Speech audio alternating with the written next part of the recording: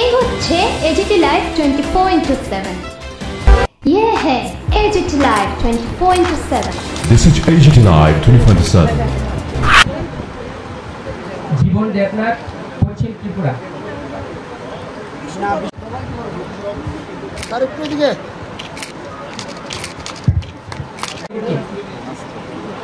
জীবন দেব society এদিকে 10,000 টাকা আছে। হ্যাঁ, রমেশ বর্মা। তারপরে শান্তিরঞ্জন চাকমা। ব্যাংক অ্যাকাউন্ট আছে তো। ডেভেলপমেন্ট কর্পোরেশন, টিআইডিসি নির্দিষ্ট কিছু জায়গা আছে, সেই জায়গা ডাইভার্ট করতে হবে। ইন্ডাস্ট্রির জন্য যেসব জায়গা চিহ্নিত করা সেগুলি পারে। কৃষি জমি যদি পারিবারিক ক্ষেত্রে ইউজ হয়, ইন দ্যাট কেস এই ক্ষেত্রে তো সেন্ট্রাল গভর্নমেন্ট অনেক রাজ্যকে তাদের রিজার্ভ ফরেস্টের একটা অংশকে রিজার্ভ করেছে, অনেক এরকম আছে, হিমাচলে আছে, আপনার সিকিমে আছে। আমাদের রাজ্যে আমরা প্রেয়ার করেছি না, ওখান থেকে আমরা কেন কিছু না, আপনি বলছেন রিজার্ভ করেছে, এটা দেখলেন তো কালকে দেখেছি তো একটা প্রেস কনফারেন্সে খট্টরজি বলেছেন যে এখন কিন্তু এসি চালাতে হলেও আমি রেগুলেটর নিজের হাতে থাকতে হবে। আপনি ফরেস্ট খালি করে দেবেন, এই যে অবস্থা, ফরেস্ট খালি করে দিয়ে বিপদ হয়ে যাবে। এই জন্যই তো প্রধানমন্ত্রী বলছে মন কি বাতের দিনও তোমরা গাছ লাগাতে। একটা পৃথিবীব্যাপী একটা সমস্যা চলছে, এটা তো অস্বীকার করার পথ নেই। তবে আমরা কৃষিকে প্রায়োরিটি রাখবই। আমাদের মুখ্যমন্ত্রী বলছে, আমরা ক্যাবিনেট সবাই বলছি যে যেখানে চিহ্নিত জায়গা আছে ইন্ডাস্ট্রির জন্য সেখানে ডাইভার্ট করো, not in case of agriculture. কিন্তু পরিবারের লোক যদি যে পৃথক করে বাড়ি করতে চায়, তার নিজের বাড়িতে জায়গা নেই, তো তার কৃষি জমি যদি থাকে তাকে তো দিতেই হবে, নাকি না দিয়ে পারবে, এই সমস্যা আছে। হ্যাঁ হ্যাঁ, কিন্তু আপনি অন্য স্টেটে দেখেন যে এত কিন্তু ফরেস্ট তাদের নেই। আপনি কি ফরেস্টটাকে রিজার্ভ করতে বলছেন? হ্যাঁ, কিছু না, না, কিছু বলছেন না, এই কথা কিছু অংশে বলা যায় না। তবু আমরা একবার বলছি, যেগুলি ফরেস্ট নেই, ট্রি নেই, এরম যদি, আমার মনে আছে পাওয়ার ডিপার্টমেন্ট একটা মিটিংয়ে গেছিলাম, আর দিদেন পাওয়ার মিনিস্টারকে আমি বলেছি আপনি টেক আপ করুন, কারণ নতুবা আমাদের রাজ্যে অনেক কিছু আমরা করতে পারবো না। যেখানে গাছ নেই, ফরেস্ট কিন্তু গাছ নেই, ফরেস্ট ল্যান্ড, এসব চিহ্নিত করে কিছু জায়গা আমাদের জন্য করা উচিত। আপনি বলছেন নর্থ ইস্টে দিয়েছে কাউকে, 100% না, তাহলে আমাকেও দিতে হবে। আমি বলে রেখেছি আগেই, এবং আমার সাথে নর্থ ইস্টের সব মিনিস্টার এগ্রি করেছে। মনে হয় না তাহলে তো পারবে ইকো ট্যুরিজম দিলে, যদি দেয় এটা আমাকে দিবেন। In that case will take up the matter of the centre, এরকম তো একটা দেবেন। ট্যুরিজম মাথায় রাখতে হবে যে কোনো মতেই আমরা পরিবেশকে নষ্ট করতে পারি। আচ্ছা, আরেকটা হচ্ছে যে ফরেস্ট অনেক ক্ষেত্রে দেখা গেছে যে তাদের কিন্তু মানে মনোক্রপ, হ্যাঁ, যে জায়গায় শাল লাগাচ্ছে শাল, যে জায়গায় গামাই, তো মাল্টি ক্রপিং সিস্টেম কি ইন্ট্রোডিউস করা সম্ভব না? আমরা কৃষি দপ্তর কিন্তু মাল্টি ক্রপিং সিস্টেম করছি, কিন্তু ফরেস্টের মধ্যে করবে কিনা আমি জানি। হ্যাঁ, যেমন মালয়েশিয়াতে যেখানে রাবার গার্ডেন আছে, কিন্তু ওইখানে এরা বেতের চাষ করে, আরো অনেক কিছু চাষ হলো ইন্টারক্রপিং বলে। হ্যাঁ, ইন্টারক্রপ, দুই ক্রপের মধ্যে যেমন ট্রি বেস সিস্টেম, তো ট্রি বেসে আপনি যদি ইভেন অয়েল পাম দেখেন, এরেকানাট দেখেন, যতটা মানে পার্মানেন্ট, ইভেন ফরেস্ট্রি যেগুলো মানে এগ্রো ফরেস্ট্রি বলে, এর মধ্যে যেটা স্পেসিং থাকে অনেক বেশি, 9 মিটার থেকে আরো বেশি, এই জায়গাটা যাতে এমনি মানে নষ্ট না হয় সেই জন্য ইন্টারক্রপিং। এখানে আপনি পাইনাপেল লাগাতে পারবেন, এটা যেমন আমরা করছি, এই যেটা বলছি, এই আমাদের যে অভিযানটার মধ্যে যেটাও ছিল, ইন্টারক্রপিং ইজ ইম্পর্টেন্ট। দেখবেন গাছের মাঝখানে এই যেমন গাছটা, এটা গোলমরিচ, এখানে যে হলুদ আছে, হলুদ, এখানে কিন্তু আম গাছের পাকে হলুদ লাগাচ্ছে, এই গোলমরিচ লাগাচ্ছে, এটা ইন্টারক্রপিং। আচ্ছা, একটা কথা আমরা বলছিলাম পেঁয়াজের ব্যাপারে, খরচ, পেঁয়াজের জন্য খরচ প্রতি কানিতে খরচ যাচ্ছে 30,000 টাকা, পাচ্ছে 1.5 লাখ করে। নাসিকে কত? আমি জানি এক কানিতে খরচ যায় 30,000 টাকা পেঁয়াজ। নাসিকেরটা খবর নিতে হবে মানে না, নাসিকেরটা এখনই আমরা কম্পেয়ার করতে পারবো না, ট্রান্সপোর্ট কস্ট ইত্যাদি মিলিয়ে ওয়েদার ক্যান বি সার্ভার। ঠিক আছে ইয়া- সবাইকে ইয়ার সম্বন্ধে আমি একটা মানে একটু বিষয়ে ডিটেইলসে বলতে চাই। আপনাদের এটা তো এগ্রিপেন না, এগ্রি ট্রায়াল, এটা নাবার্ডের একটা ইনিশিয়াল প্রজেক্ট ছিল আর তারপর আরটিভি হয়ে গেছে না না, এই ভ্যারাইটি গুলা তো you have brought from outside. এগুলা already develop not by Tripura, না আমরা নাম জানি ত্রিপুরা নয়, এখানে আইসিআরও করতেছে প্লাস কলেজ অফ এগ্রিকালচার। আমরা দেখতেছি অনেক ভ্যারাইটির মধ্যে 20-30টার মধ্যে কোনটা ভালো, যেমন এই দুইটা আসলো, এইরকম আরো একটা মানে ভ্যারাইটি, হ্যাঁ 4টা ভ্যারাইটি এখনো ভালো প্রমিজিং। আইসিআরও করতেছে প্যারালালি এগ্রিপের আন্ডারে, অল ইন্ডিয়া কোঅর্ডিনেটেড প্রজেক্ট। তারপরে গিয়ে will recommend, but it is not developed by Tripura. মানে still you are in the phase না না, এটা স্টার্টিং। ট্রায়াল করে পাওয়া গেছে আমরা তো আগে আগে হবে বলে এটি বা ভাবিনি। কারণ শীতকালীন ছিল আগে, এখন শীতকালীন না, যে শীতের আগেও করা যায়, এটা ভ্যারাইটি বেরিয়েছে। মেডিসিন প্ল্যান্ট আমাদের এগ্রিকালচার না তো এটা forest sir, forest total department forest nodal forest. Domestic ঠিক আছে, অনেক অনেক ধন্যবাদ।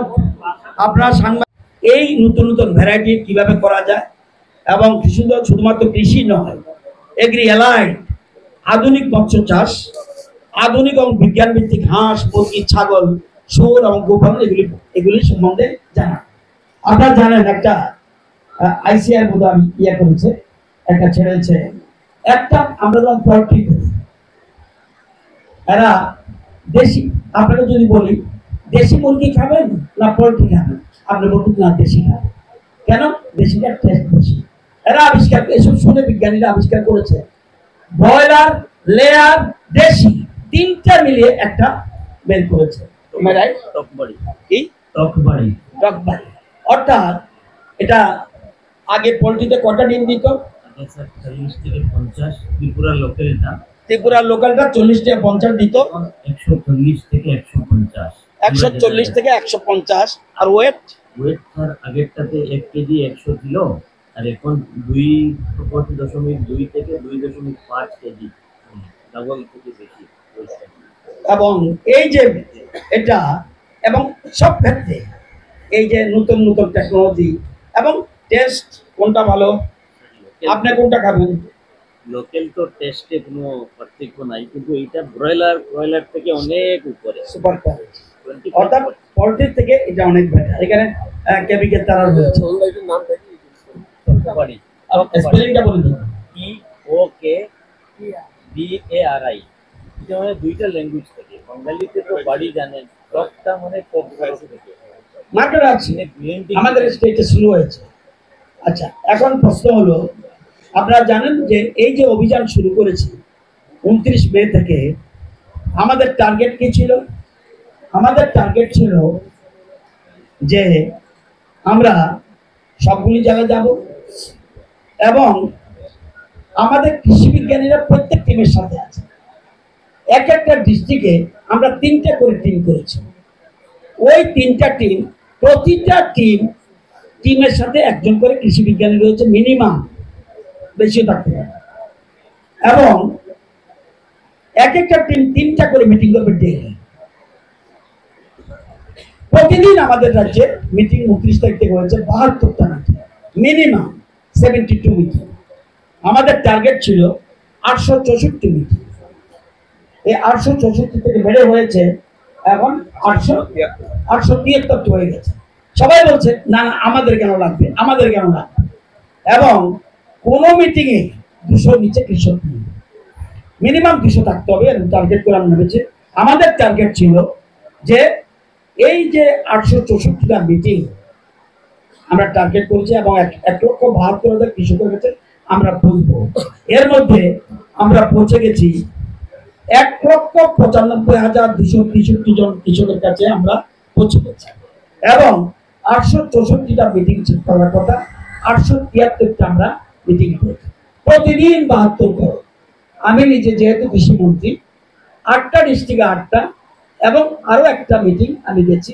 এছাড়া আমাদের সমস্ত মন্ত্রী, মুখ্যমন্ত্রী থেকে সকল সব মিনিস্টার একজনও বলতে পারবেন না এই প্রোগ্রামে অ্যাটেন্ড করেনি, একজনও এমএলএ বলতে পারবে না এই মিটিংয়ে অ্যাটেন্ড করেনি।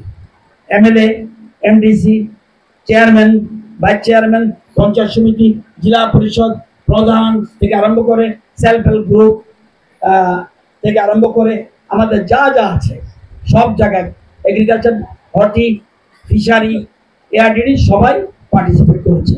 এবং আমরা কমপক্ষে একটা ডিস্ট্রিক্টে 108টা কমপক্ষে মত বিনিময় করেছি। এবং আমাদের আগেই বলেছি, আমাদের প্রফেসর মুখ্যমন্ত্রী প্রফেসর ডক্টর মানিক শাহ উনি প্রথম উদ্বোধন করেছেন এবং আমাদের টার্গেটের বেশি হয়েছে। সারা রাজ্যে মোট 956টা ভিলেজ কাভার হয়েছে। Village means panchayat, either village or panchayat. আমরা এবং এডিসি এলাকার যত প্রতিনিধি আছে, এমডিসি যতজন আছে, এক্সিকিউটিভ মেম্বার যতজন আছে, সবাই সব জায়গায় মিটিং অ্যাটেন্ড করেছে। এবং আপনারা শুনলে খুশি হবেন যে 66,809 জন মহিলা কৃষক এখানে ভর্তি ছিলেন। পার্সেন্টেজ 34% প্রেজেন্ট ছিল। এবং প্রধানমন্ত্রীর উদ্দেশ্য ছিল, কেন্দ্রীয় কৃষিমন্ত্রীর উদ্দেশ্য ছিল যে কৃষক এবং যুবকরা আমরা যাতে একটা ভালো পার্সেন্টেজ থাকে।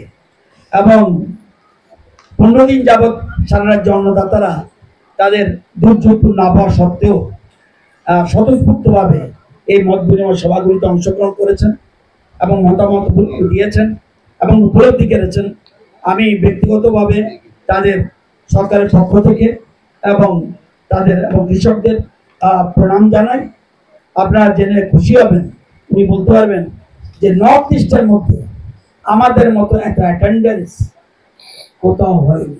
আসাম লোকসংখ্যা বেশি, তাদের একটু বেশি হয়েছে, কিন্তু অন্য কোনো স্টেট আমাদের ধারে কাছে নেই। এবং সব মানুষ পাশে এসে দাঁড়িয়েছে। আমি ধন্যবাদ জানাই ইলেকট্রনিক প্রিন্ট মিডিয়ার বন্ধুদের, যারা এই অভিযান চলাকালীন সময় একদম সর্বতভাবে এই অভিযানকে সাফল্যতে মণ্ডিত করতে সহযোগিতা করেন। সব জায়গায় সব মিডিয়া পার্সন গেছেন এবং এরা আমাদের বিজ্ঞানীরা তাদের কৃষকদের কথা শুনেছেন। আমি নিজে গিয়েছি এবং পরামর্শগুলি পর্যালোচনা করে আগামী দিনে তাদের যে সমস্যাগুলি তারা গবেষণাগারে গিয়ে সমস্যার সমাধানের কিছু জায়গায় স্পট ডিসিশন দিয়ে সিদ্ধান্ত দিয়েছেন। আমি